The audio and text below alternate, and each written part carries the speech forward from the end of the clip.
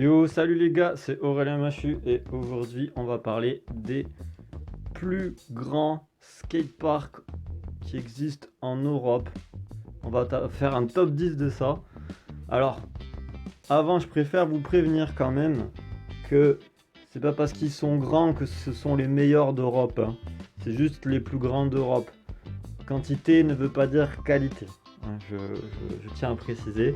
Donc là, je vais vous montrer les 10 plus gros skateparks. Allez, c'est parti. D'Europe. Allez. Et on commence du coup par Darwin à Bordeaux. 2600 mètres carrés. Voilà, c'est un skatepark abrité. C'est un skatepark où l'abonnement annuel n'est pas très cher, hein. C'est en dessous des 100 €. Donc c'est pas cher du tout quoi, c'est vraiment pas cher, c'est le skatepark peut-être indoor le moins cher d'Europe aussi. Donc si vous y passez, profitez-en, j'ai envie de dire. Et l'ambiance est super cool, j'y suis allé et j'ai skaté, j'ai kiffé de ouf. J'ai kiffé de ouf, franchement. Juste ça fait beaucoup penser dans les jeux Tony Hawk, vous savez, avec les niveaux qu'il y a. Enfin, bon, bref, c'est assez créatif, c'est géré par Seb Dorel, je le salue, il regarde cette vidéo. Et voilà, c'est vraiment des images. Allez.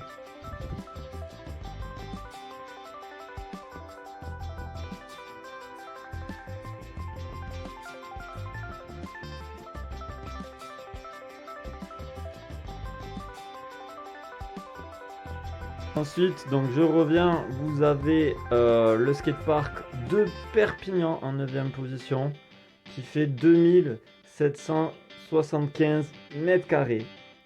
Et où je vais les skater aussi, je les ai pas tous skatés, hein, vous allez voir, hein, il y en a quelques-uns que j'ai pas skaté. J'ai skaté celui-là, il est moins bien que celui-là de Darwin. Vous voyez, il est plus grand, il est moins bien. Donc vous voyez, c'est ce que je vous disais, c'est pas la quantité qui fait la qualité. Et l'ambiance, elle est pas ouf, vraiment. Moi, j'ai pas trop kiffé, on va dire. J'étais mitigé, c'est-à-dire qu'il y a des skateurs, c'est bien, et d'autres moins bien, mais souvent, c'est les débutants qui sont sympas dans ce skatepark. Et ceux qui sont confirmés, ils se la jouent un peu trop. Pas tous, pas tous. Mais les nouveaux qui ont du niveau, qui rendent des gros tricks et tout, ils se la jouent un peu trop, c'est un peu chiant. Voilà. Mais bon, c'est pas que à Perpignan, à Saint-Orens aussi, enfin partout quoi. Il y a toujours des cons qui se la jouent. Voilà. Bon, bref, ça c'est le skate. C'est le skate, c'est tous les sports, hein, pas que le skate. Donc voilà. Donc en 9ème position, Perpignan. Les images.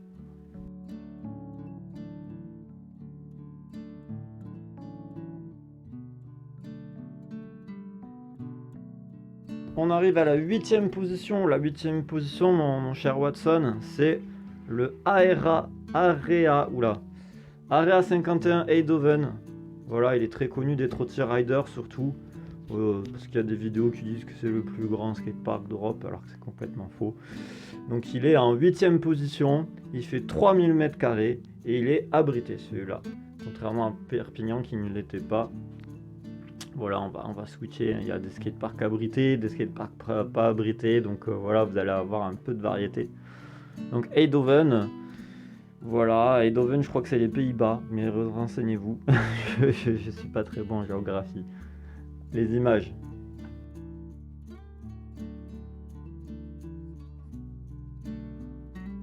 7ème position, le skatepark de Marignane, qui est pas abrité celui-là, mais qui est éclairé la nuit.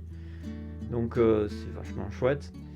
Et Perpignan aussi était éclairé la nuit. Donc là, Marignane, c'est 3030 mètres carrés. 7ème position. Donc des skateparks d'Europe, des plus grands skateparks d'Europe, voilà. Oui, il y a pas mal de skateparks français, vous allez voir, on est pas mal lotis en France, hein, on se plaint beaucoup, mais on est pas mal logés quand même. Voilà, donc Marignane, 3030 mètres carrés, les images.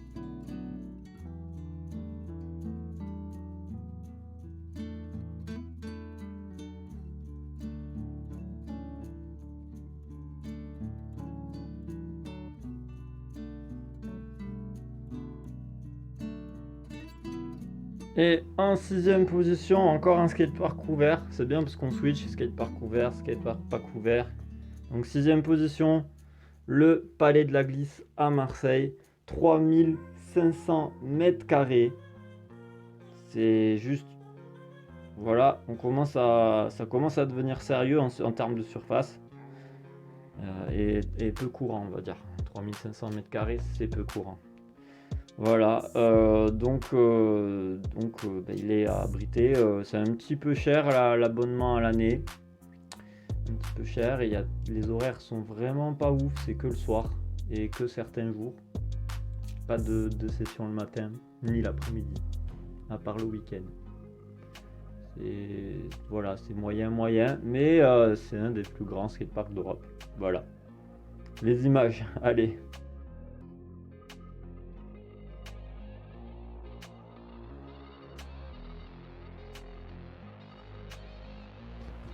En cinquième position, cette fois-ci, c'est un skatepark en béton.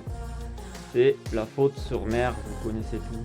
La Faute-sur-Mer, 3500 mètres carrés de béton.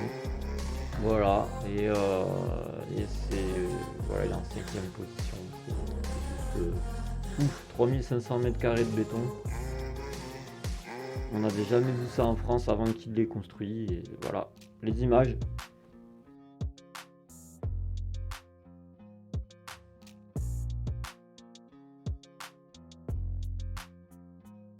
Alors en quatrième position, donc ça commence à être sérieux. En quatrième position, là on commence à aller à un level au-dessus. On attaque les 4000 mètres carrés. Et là, c'est le skatepark de Gand en Belgique qui pendant quelques temps a été le skatepark européen le plus grand d'Europe, pendant en 2018 notamment. Ça a été pendant quelques temps le skatepark le plus grand d'Europe en béton. Donc il est en béton, il est éclairé, il est en Belgique. Qu'est-ce que je voulais que je vous dise? Et il a été construit par Constructo. C'est dommage, mais bon, c'est les seuls qui proposent ce genre de prestations. Donc voilà. Et voilà, et je l'ai pas skaté, je peux pas vous dire. La Faute-sur-Mer, Palais de la Glisse, enfin tous les skateparks après Perpignan, je les ai pas skatés. Donc je peux pas vous dire s'ils sont bien ou pas. Mais quand on regarde les graphiques, voilà, c'est du Constructo quoi, c'est pas ouf. Mais bon, ça fait le taf. À vous de voir si vous passez par là en vacances. Voilà, donc quatrième position Gand.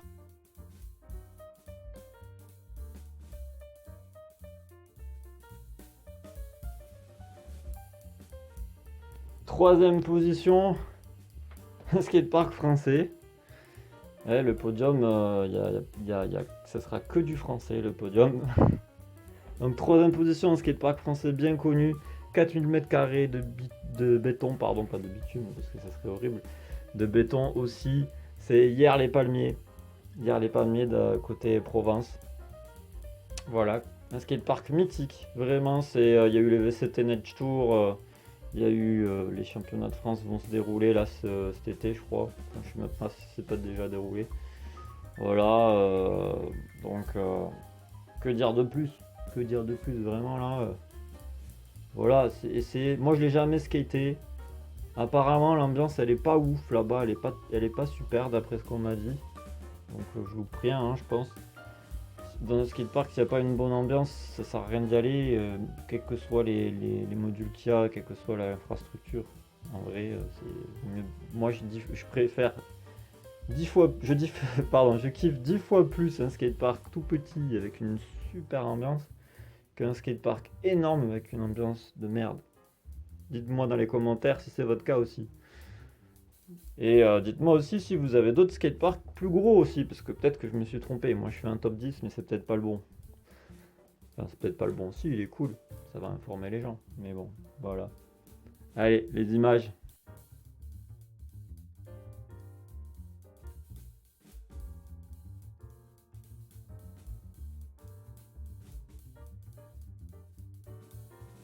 En deuxième position, oui c'est deuxième position, j'hésitais à dire deuxième. Un skatepark français encore, comme j'avais dit, c'est Calais, encore 4000 m². Voilà, on a plusieurs skateparks de 4000 m² en France. Donc voilà, on en a 3 qui se battent pour la place de premier. Voilà, donc ouais, on a pas mal de skateparks. Donc voilà, pas premier de France, deuxième de France et deuxième d'Europe du coup. Hein. Voilà, il a gagné les championnats de France et les championnats d'Europe, Calais. Voilà, il est deuxième, donc médaille d'argent si on peut dire.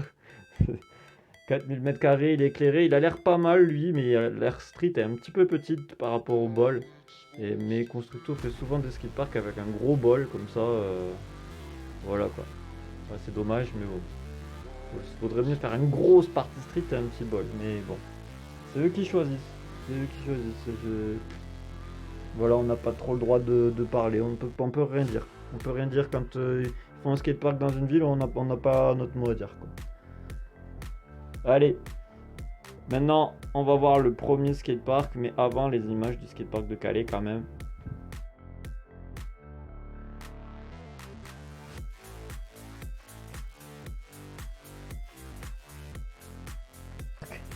De France et d'Europe. Tenez-vous bien, c'est un skatepark légendaire, hein, vous le connaissez, hein, c'est pas un nouveau skatepark qui est débarqué il y a pas longtemps. Il est vraiment ancien. Il a survécu à toutes les époques, à toutes les crises, parce qu'il a eu beaucoup de crises. Hein. Son histoire est assez lourde en crise. Hein. Et voilà, il se trouve à Nantes, c'est le hangar de Nantes. 5300 m² de bois. Et il y a tout, hein. Il y a du bol, il y a de la méga rampe, il y a une grosse partie street et une petite partie street. Mais c'est vraiment énorme, j'y suis allé. Je l'ai skaté et je peux vous dire que si je pouvais habiter à côté du skatepark, je serais le plus heureux du monde, quoi, vraiment, parce qu'il est vraiment complet. Le seul petit bémol, c'est qu'il glisse beaucoup trop. Mais c'est pas que moi qui dis, tous les spécialistes, c'est vraiment une patinoire. Le bois, c'est une catastrophe, le bois, c'est lisse à mourir, limite. Donc c'est juste ça le petit inconvénient, on va dire. Mais par contre, si il était rénové au niveau des infrastructures autour, parce qu'il y a aussi des douches, des toilettes, des vestiaires, c'est vraiment un truc de ouf. C'est olympique, quoi, limite. Avant les Jeux Olympiques, vous voyez, c'est un truc de fou. En vrai, il est vraiment incroyable. Si vous avez l'occasion d'aller le skater, bon, c'est pas aussi cher que le Palais de la Glisse, c'est pas aussi peu cher que Darwin, mais c'est entre les deux au niveau des prix. Les horaires sont plutôt bien, plutôt cool. Le casque est obligatoire par contre. Voilà, c'est comme ça. Darwin, le casque est pas obligatoire. Le Palais de la Glisse, le casque est obligatoire. Je suppose, hein. Je suis pas allé. Mais Nantes, par contre, le casque est obligatoire pour sûr. J'y suis allé et c'est vraiment obligatoire. Voilà. Donc, ceux qui aiment pas le mettre le casque, n'y allez pas. Mais ceux qui ça les dérange pas, ben allez-y. Franchement, c'est que du plaisir. Et en plus, enfin, moi j'ai trouvé que l'ambiance elle était assez détendue. Pas trop malsaine. Un petit peu quand j'y étais, mais pas autant que dans les skateparks gros où il y en a qui friment. Voilà, ça va. Comme il y a plusieurs disciplines, en même temps, il y a plutôt une bonne émulation, une bonne énergie. Après, je suis pas retourné depuis longtemps, peut-être que ça a changé. Hein. Mais je vous conseille quand même de le faire au moins une fois dans votre vie. C'est quand même le plus grand skatepark d'Europe. Hein. Ouais, d'accord. Si vous arrivez à me trouver un skatepark qui fait plus de 5300 m², franchement, j'ai pas de chapeau là. Si. Chapeau. J'ai la casquette, sinon je peux vous faire. Franchement, si vous arrivez dans les commentaires, vraiment, je vous tire mon chapeau, ma casquette. Enfin, bravo à vous quoi. Moi, j'ai pas réussi à trouver, donc franchement. Donc voilà, mon top 10 des 10 meilleurs skateparks d'Europe est terminé. J'espère que ça vous aura donné envie de skater un gros skatepark. Bon, moi, ça m'a. Ça me dit rien, un gros skatepark. Si j'ai l'occasion, je le skate, mais bon. Voilà, voilà quoi, il y a des skateparks de ouf qui sont pas gros. Voilà. C'est pas ça qui. Par exemple, vous avez Saint-Martin-de-Seignan dans les Landes. C'est le meilleur skatepark que j'ai jamais skaté, en vrai. Même meilleur que celui-là d'Agen, alors que celui-là d'Agen il est pas mal quand même. Mais vraiment, c'est vraiment le meilleur skatepark que j'ai jamais skaté. J'en ai skaté beaucoup en Europe, et pour moi, c'est le meilleur. C'est le meilleur. Après, l'ambiance, je sais pas, il n'y a pas souvent du monde là-bas, hein. C'est un skatepark de village. Le village, il doit faire, je sais pas, c'est 1000 habitants. Mais le skatepark, il est ouf. Le bol aussi. Street de ouf. Et puis là, il y a un petit bol, mais c'est un bol, ouais, il est quand même assez gros. Et vous avez une partie street, mais magnifique. Il y a tout ce qu'il faut, vraiment. Et il n'y a pas de pyra. Ça, c'est révolutionnaire dans un skatepark. Quand il n'y a pas de pyra, c'est juste trop bien. C'est juste, euh, c'est juste un vrai skatepark, quoi. Parce que les pyras, t'en as dans tous les skateparks. Je dis pas que c'est pas bien, mais t'as une pyra, tu fais que de la pyra et du coup, tu progresses pas. C'est comme ça. Et dans le street, il n'y a pas de pyra, hein. Il n'y a pas de courbe, il n'y a pas de pyra. Donc voilà, non, à un moment donné, il faut arrêter, quoi. Voilà, chercher le chemin de la facilité. Donc voilà, voilà, voilà. Bonnes vacances et bon skate.